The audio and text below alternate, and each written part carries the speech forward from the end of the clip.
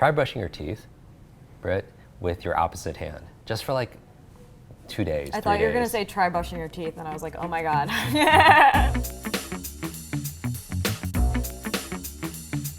Hi, I'm Britt Morse, an associate editor for Inc., and I'm here at South by Southwest with brain and memory coach Jim Kwik.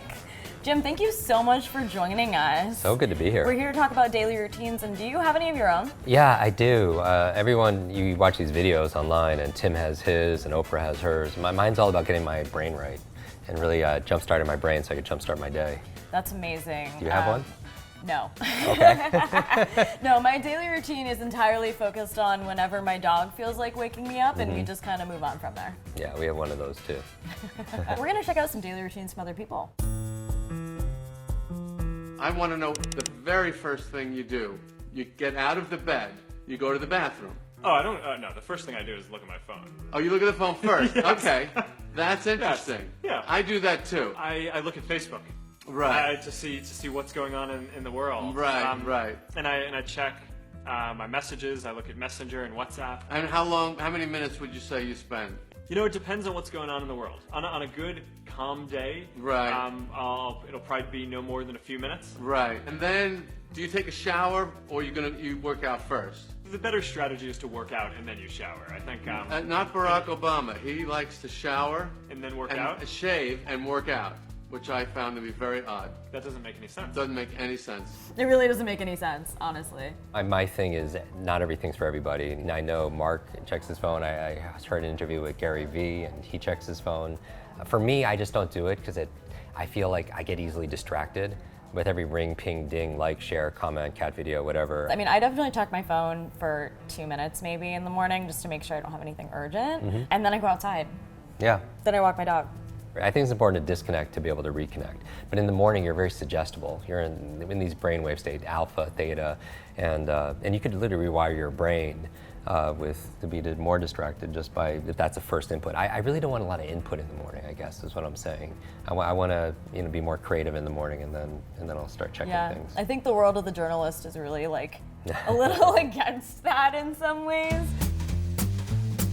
One of the good things about this 5-minute drive is that on the way there's a McDonald's, so I'll pick up something. Good morning. Thank you for choosing McDonald's. Go ahead and order whenever you're ready. I'll have a sausage McMuffin with egg and cheese. Anything else? That's it. Thank you.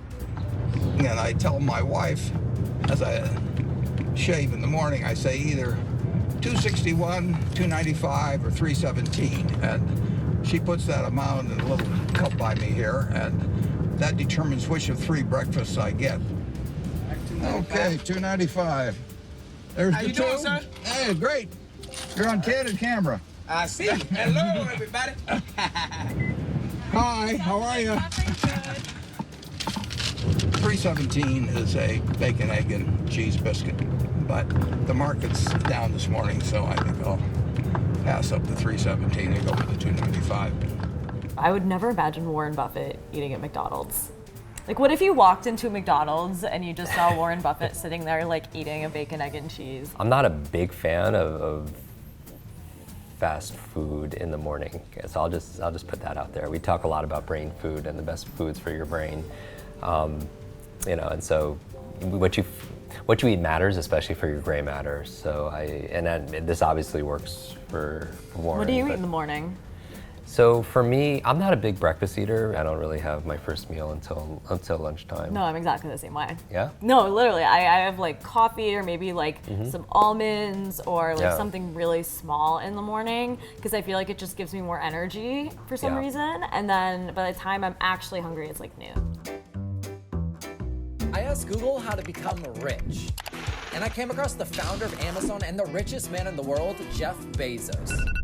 He claims his routine will make him more successful, so I'm doing it for the week. Here's what I learned. He wakes up early but likes to keep his mornings relaxed before his first meetings at 10 a.m. He uses the extra time in the morning to do things he enjoys, like working out, which I noticed drastically improved my energy for the remainder of the day. I'm usually still asleep by this time. I'm feeling good. Claiming that he feels less productive after lunch, Jeff schedules his most important events from 10 a.m. to noon. As a student, this meant I pushed all of my bullshit online classes to afternoon, while taking care of my more demanding ones first. Instead of worrying about what needs to get get done, attack the most important things first, and your whole day opens up. Thanks, Jeff.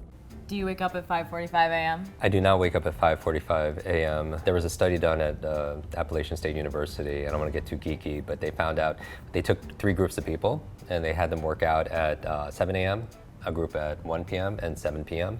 And they found that those who worked out in the morning at 7 a.m. actually got upwards of 75% deeper sleep, and I thought that was pretty cool. That's amazing.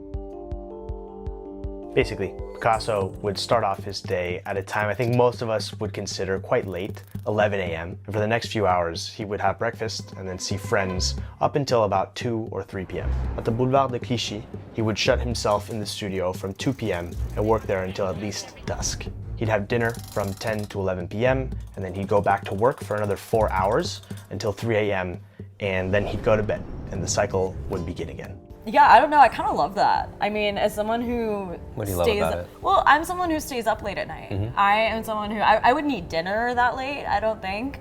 But like when I was in school, for example, my peak hours of productivity were like 9 p.m. to 3 a.m. Wow. My whole thing is being mindful and intentional about it. It doesn't have to be so rigid and so stressful and full of anxiety, but I think the structure, it gives you freedom. Mm-hmm. When you have certain things there, it gives you the freedom just to release it. For me, it's not just about time management. It's about priority management and it's about energy management. Those are your resources, not just your time. It's the things that are most important. I think the most important thing is to keep the most important things the most important things. You don't want to get really good at the things that don't matter. Well, success, whatever you want to call it. So I wake up, I don't check my phone. This is the perfect morning for offense and confidence. I don't check my phone. I think of something I'm grateful for, a few things. And it could be a smile on my son's face when he got a double playing baseball or anything. I think of 3 wins I had the previous day. Oh wow, I did accomplish that. Oh my God, I did help out here. Oh, I gotta thank you, or what, you know, and it puts you in a different mindset. And then I think of 3 wins I want to happen that day. You know, I like this video. I like Adin's message here, starting with wins and gratitude. We did a podcast episode on how gratitude rewires our brains for productivity and performance and prosperity and also peace of mind. And it could be 3 things personally and 3 things professionally. So maybe I did take my dogs out for a walk and that was one of my wins because that brought me joy. And so I don't think they have to be monumental things. I think it's important to acknowledge the progress that we make and the things that we do for self-care. So Jim, I mean, do routines really matter? I think they do. I just don't think that as you watch all these videos that any one's routine is for everybody. I think, you know, it's nice to get inspiration and ideas from these kind of videos, but I think ultimately we are our own expert and we are our best coach. Nobody knows us better than we know us. And we just try a lot of things and then we see what works and what resonates with us. And then we're flexible, and I don't think we have to stress about it. Jim, thank you so much for joining us on this video. It's been amazing having you. And also, make sure to check out his new book, Limitless, which you can pick up just about everywhere. Thanks, everyone.